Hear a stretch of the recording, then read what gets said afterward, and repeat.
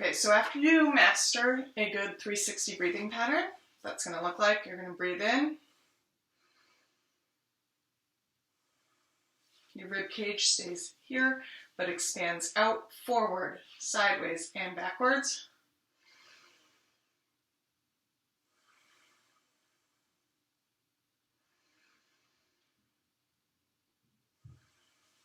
You'll see my belly also comes out a little bit.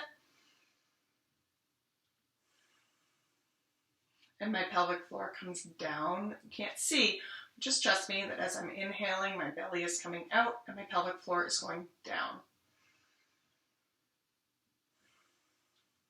I like to say that your belly and your pelvic floor are two sides of one balloon. So as you inhale, your body inflates, and as you exhale, that balloon deflates. So when you're doing your transverse abdominis, lower transverse abdominis and pelvic floor contraction, initially it's really nice to pair this with an exhale. If you have a really good 360 breathing pattern, you already know what downward movement of the pelvic floor and outward movement of the transverse abdominis feels like, and you know what inward movement of the pelvic floor, upward of the pelvic floor, and inward of the transverse abdominis feels like.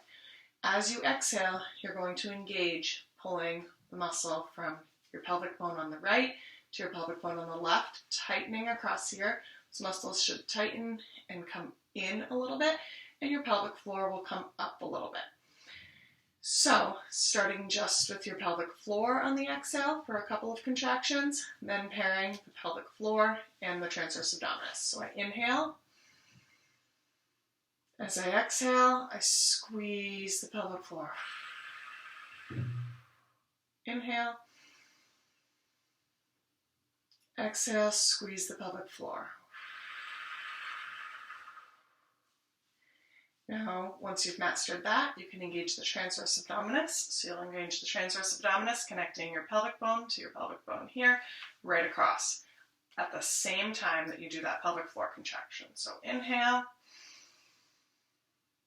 exhale. Both the pelvic floor came up and the transverse abdominis came in. Inhale, exhale, and contract. That's your starting point. Once you can do this, you want to do it with every core exercise or abdominal exercise and pelvic floor exercise.